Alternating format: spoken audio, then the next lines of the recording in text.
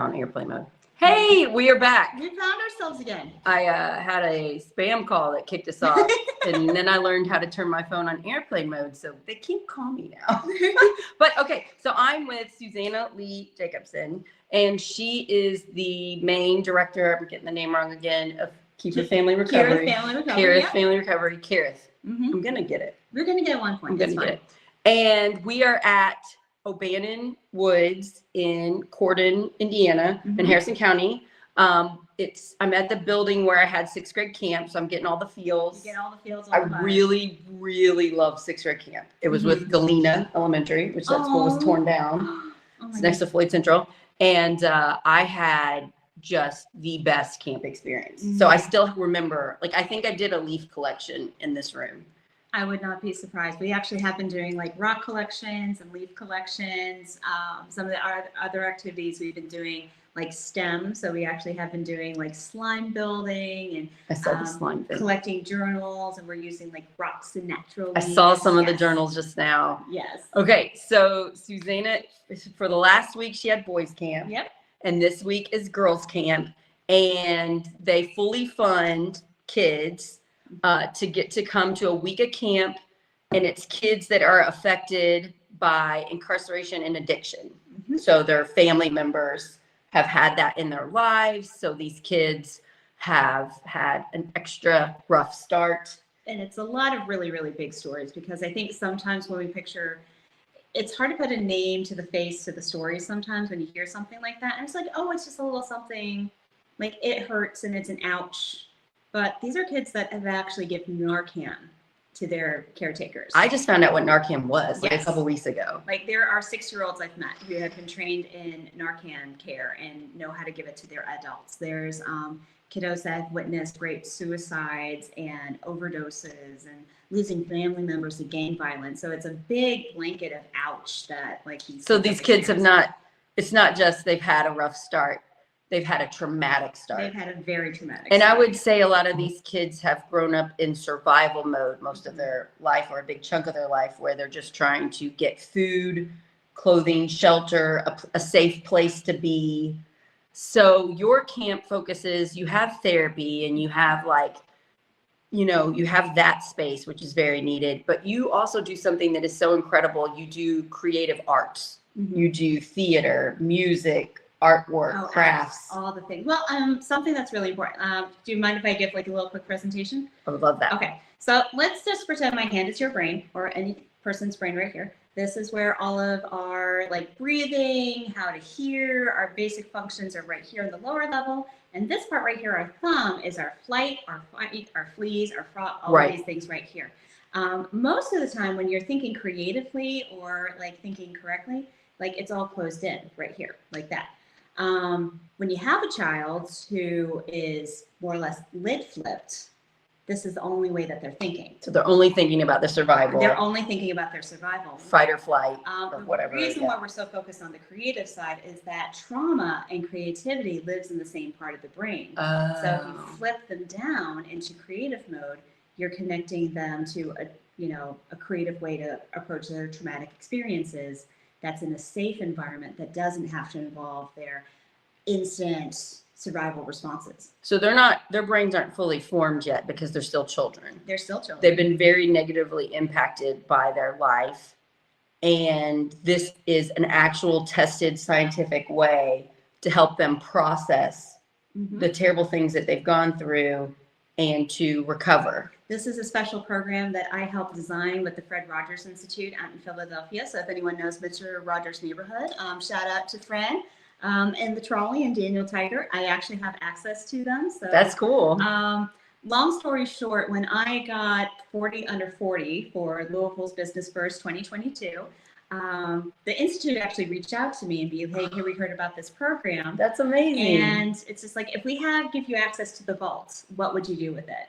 And we were already doing a lot of creative stuff, but this just like launched us into a brand new development program. So it's more than just, we're bringing the neighborhood to a whole new generation who's never had a chance to go to the neighborhood of make-believe before. Right.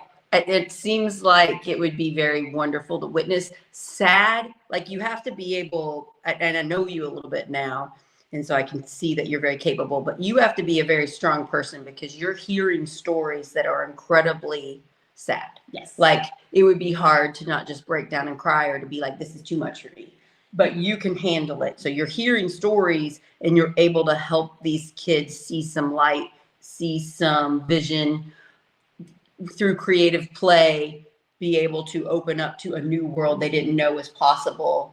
The world of finding their dreams and living a life not just stuck in survival mode. Absolutely. And it's also about finding your story too. Like so many of our young people, and I've talked to CASA workers and things like that, they're all in a space that's like so many of our young people have been told their story doesn't matter. Or if you tell your story, something bad's going to happen to the family. You have to keep it quiet. You have to keep it secret. And secrets are safe and important for us. So we have to protect our families as much as possible. If we find harm or danger, we're definitely going to communicate that to the proper. So that's a big part of teaching the kids what is okay to keep secret and what is not, and make sure they're protecting themselves. And also just making sure that they're doing the best to assure that they're keeping themselves safe, but also giving them coping skills so they can start finding ways to share their story in a safe space and not take it for granted. It's so amazing what you're doing. I'm sure it's a very careful balance of you have this many days. Is it 5 days or is it a week? 5 days altogether. Now there is a leadership camp program. So if you're older, like 14 plus, we actually have a program where you get to join us all summer long. And that's when we get the older kids who eventually become support staff, transition to counselors. So you have a lot of kids that went to the program. They came maybe multiple years, and then they join as counselors later on. Oh, yes. And that makes it all the more fun because then you get counselors like, hey, I was where you were at. Right. And they really can identify with what these kids have been through because they've been through something similar. Yes. That's really beautiful. So I really love the interaction of older kids as counselors helping the younger kids. It's so fun. Hi, Brett. We're doing a live show right now, but we're doing a live. Hey, can we use the fan over there? That's the other cool dance. Sorry. Sorry. No, it's okay. Thank you. Yeah, I bet there's a lot of big emotions. There can be some big emotions sometimes, yes. Because probably these kids haven't felt safe to show the emotions until maybe into this camp or, And we work really, really hard. Like like tomorrow's our birthday party. So it's a huge day of celebration for their kids. So everyone's getting gifts. Tomorrow is, because it's Girls with Goods Princess Party. So there's a lot of gowns and things like that. It's really fun. And it's just a huge celebration. And then we pull that trust in for our Thursday night, which is a chance for them to potentially leave things behind. Like, I hate to say, like, some camps have a traditional like cry night that they have. And maybe this is a little bit like that, but it's more sacred than that. This is what hurts? What do you need to let go of? That's so important. Yes. Letting go of the hurt, because all of these kids, we all have. I didn't grow up in anything like that, but I still had to let go of hurt. So we all have things we need to let go of. So that seems very important. I think adults need that. So we are actually threatening of doing some adult programs for this too, because we've been talking to like recovery centers and other restorative houses in the community of like, hey, is this something that the adults want to do and play with? I would want to, because I mean, once you reach adulthood, you're not allowed to do play as much unless you're like an actor, you're in theater, you do the arts. I mean, you see adults doing it, but culturally, you're supposed to be a grown up. But everyone wants to be a fairy or a Jedi. Or I dressed up as a princess at your Princess Bride Gala, and I had a lot of fun. Yeah.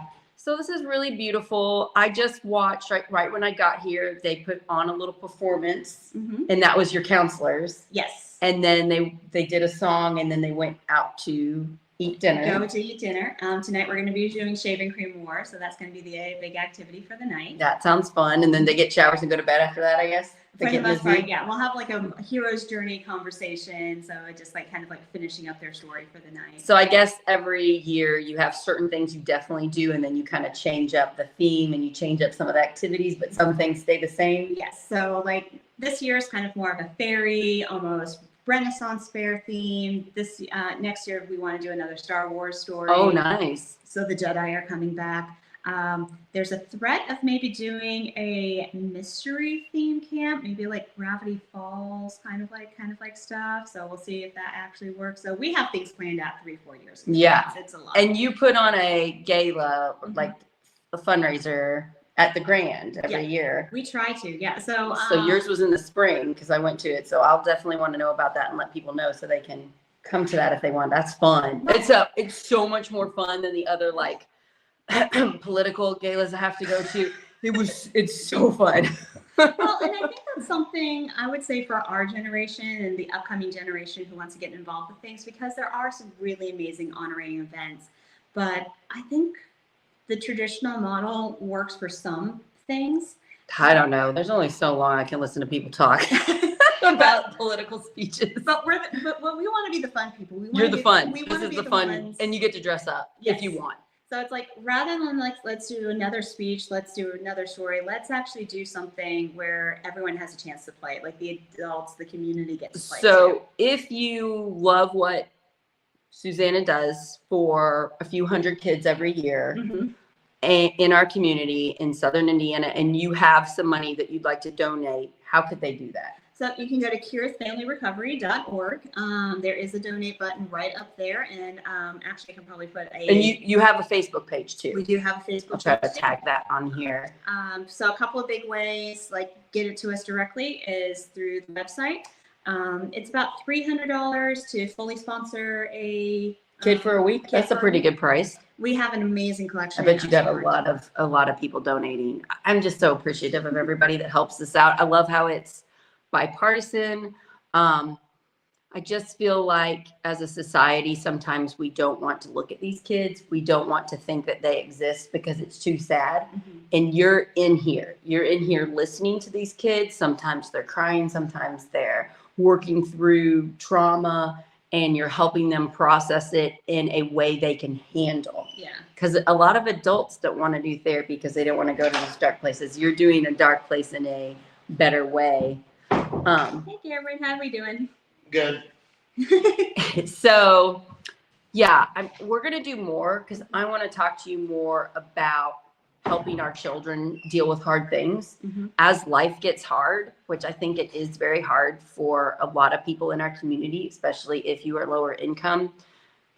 You know a lot of cheap, inexpensive ways to help children. Well, I mean, like the most important part is like if you can have fun and you're willing to listen. And I think also too, when you have like a kid who's flipped, and so many of our kids come to us and you try to speak logic into them, you can't speak logic to a flip. You have to close it up. You have to like, get it back to the safe spot, right? So it's work it through plays, skits, songs, creative art. If you focus on the why rather than the what happens, that always like makes the biggest difference. That's really beautiful. I'm really glad to get to come to this camp for a few minutes and just to see a little bit about what you do, because you've been talking about it and I've also seen some videos and it's exactly like I hoped it would be. Oh yes. Like and there was more kids here than I realized too. Oh yeah. Well, we have what's the age group? Well, our youngest that'll usually go to day camp. Our youngest, I think this year will probably be about 4 or 5 years old. So that's as young as we'll take them for the day camp program. But our oldest is 17, 18. So the day camp, they don't spend the night? No, we usually partner with a local church community or like. Oh, that's nice. So they come and like pick them up and drop them off? Just for a couple of hours. Oh, that's nice. So you'll take it all the way to 4. And then what age do they start staying at camp? Stay here? About 8, but then we've also had experiences where we'll have like, 7-year-olds and like sneak in just because they want to have a little bit of fun. It's always really, really So cool. Around 8, they get to spend the night and have a week of camp. Yeah, that's really beautiful. And then they can come back the next year. Oh yeah, as many times as long as they don't get so sick of us, we'll keep inviting them in because like consistency is key. Yeah, I think when you guys are struggling, because I know I've had a rough week. It really makes me feel better to know that people like you and the counselor, you're doing this beautiful thing, and it's such a hard thing. Yes. You're making it beautiful and fun and incredible, but you're dealing with really big things. You do need to have a heart transplant like almost immediately afterwards. So like probably. Is it devastating when they leave you and is that what you're saying? It's hard when they go because you're like, I hope they're going to be okay. You got a whole year. Maybe you'll see them next year. Oh yeah. Well, maybe they'll move. Well, you know. there's never promises, and I always like try to tell them like Friday, as we're saying goodbye, I always have to ask the question like, "Are you going to come back?" Like, there's no promises, but try to make this your Ebenezer stone if possible. So try to come back, try to make effort to come Try back. to make, don't lose hope. Sometimes we've had kiddos that have lost hope, but like, it's okay. We're going to make it as much as possible. Hope would be a hard thing if your life growing up is not hope. Yes. And these kids, they're not first. Like my children, I put them first a lot, like more than they need to be, honestly. And these kids don't get that. Well, and we also have some amazing caretakers. We have like grandparents that, stepped into the gap, right, raising the next generation. Yeah, when someone gets arrested for addiction, what happens to their children? It's a big. Well, and you also have to think, if a grandparent is raising a grandchild, usually they're doing it with less energy, less resources than the first one. And, maybe they're putting their hands up in the air of like, well, do I feel like I messed up with the first round? Yeah, it's got to be painful. Yeah, I actually know grandparents that have done this. I bet we all have. Yes. We all know grandparents that have taken on their grandkids because something has happened and the parents can't raise them right now. And it's a hard, sticky situation. And instead of being judgmental, you're just doing everything you can to help. And I just wish as a culture we were more like that, less judgmental, more empathy. I think one of the reasons why it's hard to talk about, though, is that so there's a guesstimate that for every person who is dealing with substance addiction or been incarcerated, there's about 8 to 9 other people in that circle that have been affected. So there's a very strong chance, especially with Indiana and Kentucky being number 1 and number 2 in the country. With what? Parental incarceration. I did not know that. Yes. Indiana and Kentucky are one. So the national average is about 1 out of 28 have experienced a parental incarceration. 1 in 28 kids? 1 out of 28 kids have experienced nationally. Kentucky's number 1, which makes us 1 out of 11. And Indiana gets close to 1 out of 12. I did not know that. Yeah. That's sad. Ohio, I think, is number 3. There's just something about Ohio. So this area is just we're prime. Now, it's not the most, keep in mind, but like on a spectrum about per capita, we're taking the lead on the country. Just FYI, I have a phone call from somebody wonderful that works for an organization that's trying to help with people that are incarcerated in Indiana. Yes. So I'm going to get more facts on that soon. I bet you already know all of them. We can only wonder, like I have some research underhand. So this is impacting a lot of kids in this area. Yeah. So can we get 1,000 of these camps in here so every kid can, I bet that's how you feel, don't you? Don't you want every... That's the dream. So it's just like we're really fortunate that we have a lot of other Prison Fellowship Angel Tree camps that we associate with. So yes, we're just like one small group that's doing a little thing, but there's so many others of us that are doing something similar. But yeah, like if I like the eventual hope is like we're renting this facility here. I would just love to have this. Yeah, wouldn't that be amazing? All year round. Wouldn't that be great if somebody was watching that was had tons of money and was like, isn't this an amazing place? Let's give them some money. 20 acres, like just 20 acres. Yeah. I mean. Just transform some lives. I've talked to you before because we went out to lunch a couple months ago. It was really fun, and you mentioned that like if you had money, what you would do, and it's like the wrong people are getting money. Some of the right people are, sometimes they do amazing things. We can just hope that they're doing the right thing with their time and their treasure and their talent. And this is a great place to do that for. So I love this group. I actually know some of the kids involved. That was a big surprise and very loving to my heart. Actually, no, you've already helped children that I know. Yes, I think that's so. Thank you. I didn't even know you were doing this for years, and here you are, just working behind the scenes, loving these kids that I also care about. Absolutely. I saw the kids. They are so sweet and adorable. They're so well behaved. Well, we have a great group of campers this week. So you guys, yes, but it's just I wish that I could just pause my life and just come live here for a week and do this with you. But sometimes, I've got my own stuff, but I'm just really thankful. And if you want to get involved, talk to Suzanna Lee Jacobson. She's on Facebook. Yeah. She tries to get to know, like you came up and met me and you were dressed up as a fairy and I didn't know who you were and you told me some things and I was like, I didn't really, but thankfully you came up to me again and then I got it. It took me a couple. I mean, there's a lot of information to dig into. So it's just like there's a plethora of resources. I'm so glad Fairy Susanna came up to me. It's very nice. I get to be Fairy Susanna tomorrow. It's going to be very exciting. You look really cute. It's a lot of fun. Yeah. I haven't worn the ears. I just wore your princess outfit and I liked it. So I think wearing the ears would be really fun. What would it take to get our Tim Peck to wear some ears? I don't think it would take much at all. Not much at all? No, he's pretty brave. He's just busy. Okay. Yeah, that sounds fun. So maybe one of these times, what we co-founder Tim Peck. We get through the camp season, and then maybe I give Tim like a fairy makeover on camera. Just like I think this needs to be. I think that would help his life. Actually, I think it would help my life to see absolutely. it. Wouldn't you guys like to see Dr. Timothy Peck, co-founder, running for Congress, writes books about healthcare? Wouldn't that be fun to see him as a fairy? I think we can do that. I think this is a thing. I have a shirt and everything for him. Oh. Let's do this. We're going to do this. It's going to be so you're going to be on more. I also want to talk about you actually had a pretty terrible accident with a truck that affected your brain. Mm-hmm. And I already think you're incredible enough, but you've lived through some stuff and your brain actually is not 100%. Yes. And you're still doing a live with me right now. Yeah. So it's incredible. You're incredible. So back in 2021, I got hit by a semi. Full stop. They just smacked into the back of me. My autistic son was in the back seat, so it was. Is he okay? He was good. I mean, he got scared. So I mean, as far as we can tell, no harm or foul in hand. So I had full whiplash where I banged my head 4 times on. Oh wow. The dashboard. So I was concussed. I lost feeling in my hands for about 3 or 4 months, so I actually had lost feeling in my nerves.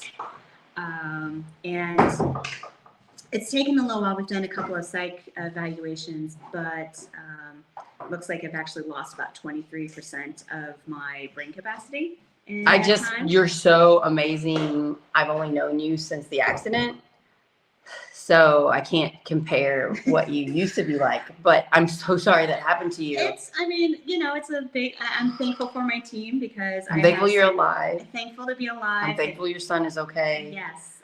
But. So I want to talk about that. I want to do a deep dive because you are very mentally strong. Your life has been rough.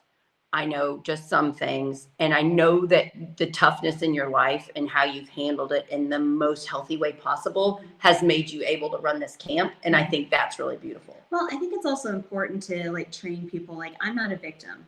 That's yes, really you're so right. It's just I'm a victor, not a victim. Stuff happened to you, and you don't say, I can't do this thing today because I had this accident. You can't say, I'm not doing a live because I might say something wrong because my brain doesn't work at 100% anymore.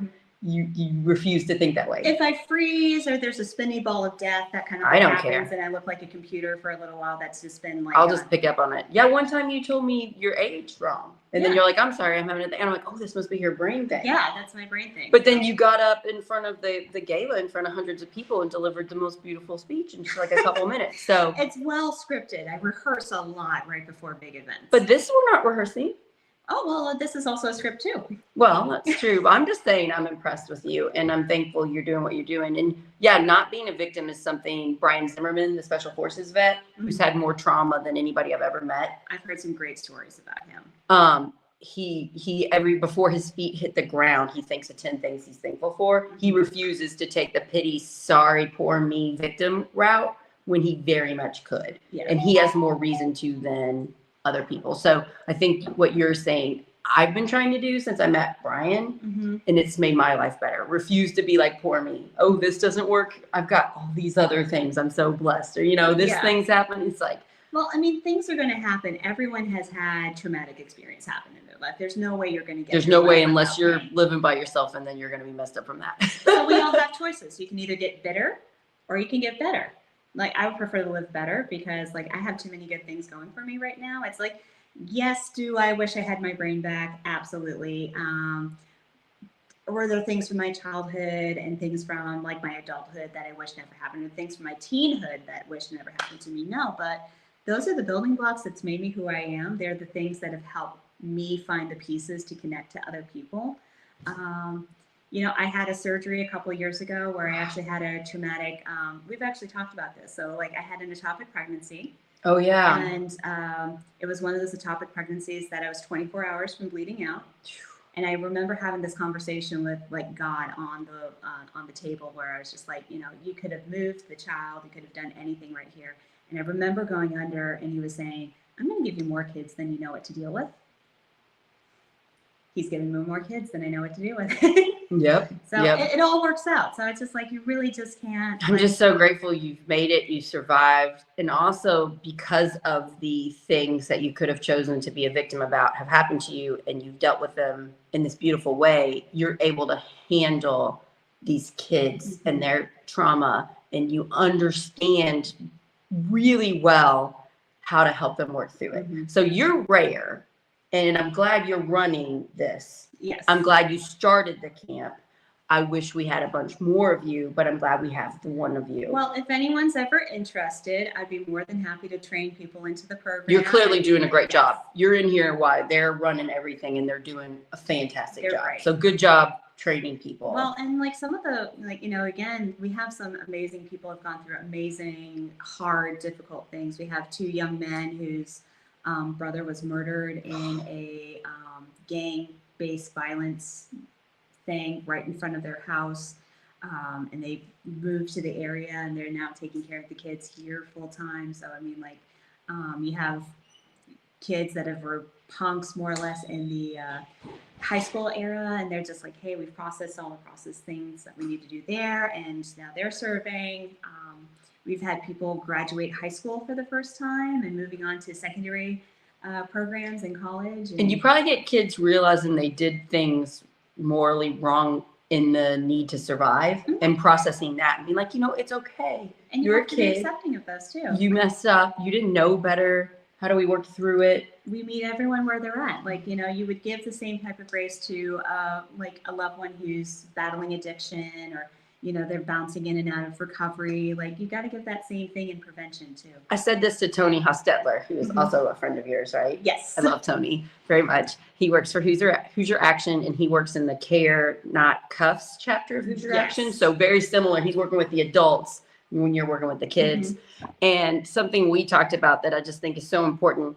If you are judgmental about other people being on addiction, and you're openly judgmental in front of your children, wouldn't that hurt if your kids messed up and got addicted, of them coming to you? So I'm just throwing that out there, because in a more upper middle class, rich area, it's very faux pas to discuss it, or maybe you whisper and gossip about it.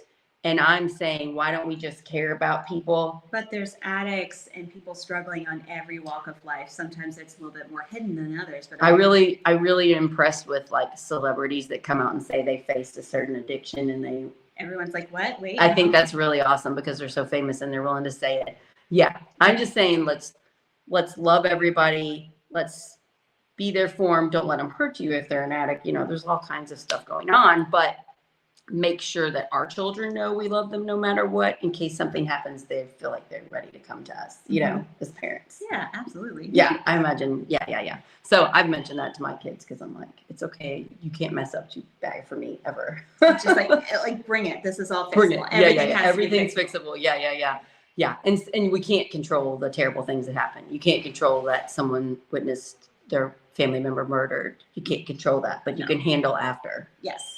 Yeah. It's just it takes some time. When something big has happened to a family, it's going to be multi-strand. There's going to be multiple things that are happening all at once, all at the same time. So I had you turn off the air conditioning so we could hear it better. And it is approximately 8,000 degrees in here. So I'll go ahead and stop it now. But if you all wouldn't mind sharing this, if you all know kids that could enjoy this camp, is there a place on the website where they can fill something out? Yeah, so we haven't set up anything for the incoming year just yet. For next year. Yeah, so we're just now doing this year. 2026. So. But be on the lookout. for that website. And then if you want to give, go to their website. Mm-hmm. So it's at Kira's Family Kira's, I can't remember the word. You're fine. Kira's Family Recovery. It's on the information thing about this. Yes. So after this finishes up, I'll just put it in the comment section. Yeah, put it in the comments. Link, so Yeah. And I'll go back and put it in there too. Yeah. So you can help. Some of these kids have never celebrated a birthday before until they come here. Mm-hmm. We've celebrated 70 first-time birthdays. 70. 2 last week. I was gonna say that's more than you told me a few months ago. Yes. Every kid, what a joy to give them that. Mm-hmm. Well, last week too, so because of our theme, we actually had our friends from the Louisville Knights come out. Oh, yeah. So we had friends in full armor come out, and then they did a knighting ceremony for the boys. So their presents were they got like foam swords and shields that they got to like paint and decorate and have their chivalry, and of course cloaks. So they all got knighted. Just imagine them going after this camp, going home and pretending to be a knight. Mm-hmm. The pretending to be the brave hero, I would think would be very therapeutic they're for them. sworn in. They have to have high expectations of them now. So that's really cute. You're amazing. Thank you for letting me be a tiny little piece of this beautiful camp. I'm really thankful for you. I'm thankful for everybody that donates. I'm thankful for everybody that is a part of it. All of the organizations that are helping with addiction, incarceration. I personally don't think throwing somebody in jail for a ton of years for addiction is the right way to go. Mm-hmm. I think that we should, yes, they probably at the time they need some sort of removal from hurting people, but I think there should be more training and more helping them so that they can become, with their parents, they can become good parents again, and they can have a stable job and get out and provide for their children and love their children. Prevention, restorative justice circles, these are huge components of what we do. It's something that we love doing for the adults. We would love to bring more of these resources to like Floyd County and Harrison. They're needed here. Yes. Like you just said, Kentucky and Indiana, the first two. That statistic is horrifying. Yeah. So we need more resources here. And if everybody in our community is safe, that makes us all safer. Mm-hmm. So when like the people that suffer the most are not safe, that makes the whole community not as safe. And so it should be, it's not just we don't care about them because I'm not an addict. It's no, when we care about them, we bring the whole community up. Well, we're also talking about our community story. So if we keep our story silent, this is something that's happening to us directly, present it, talk about it, bring it up with somebody. If it's our story and we're actually talking about it and we're willing to make changes about it, then it's not a secret anymore. You stop being the family that would be so nice. What a relief to let that secret out. Relief to let it go. So yeah, I totally can understand that. So thank you for everything. You can turn the air conditioning on, and I will have Suzanna back in a little while after she recovers from.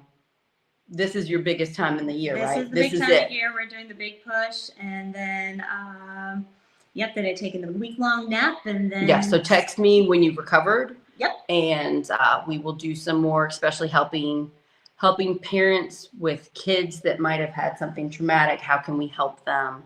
Oh, there's so many fun And ways. then I want to get real deep into your car accident and your brain things and how you survive, because we all survive really terrible things, and I'm sure you have really good tips for us. Okay, I'll do the best I can. Yeah. Okay.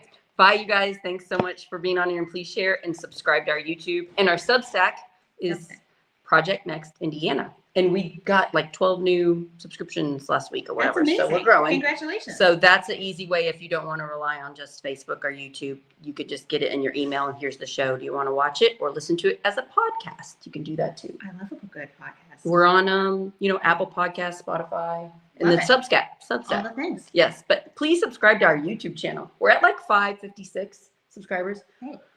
We're getting there. Yeah. Just breathe. Anything big when you get to 1,000? We're trying to get to 1,000. What are we going to do? Possibly make money. One day, Project. We're going to have to come up with what's the goal? How do we do? Does someone get pie? Do we get a water? Oh yeah, like I get a pie in the face or something. Mm-hmm. Yeah, you're good at that. See, I'm not thinking of these fun, creative things. We get 1,000 subscribers. Tim dresses up like a fairy. Let's do that. Yeah, maybe we'll hold that over because that sounds fun. Yeah. Oh no. I would subscribe 10 times if I could, but I've subscribed my one time. Well, I'll add one more today, so that'll work out. Oh yeah, that will help. That'll help. Okay. And then they're on Facebook, the organization, and you can go to their website. Bye guys. Love you all.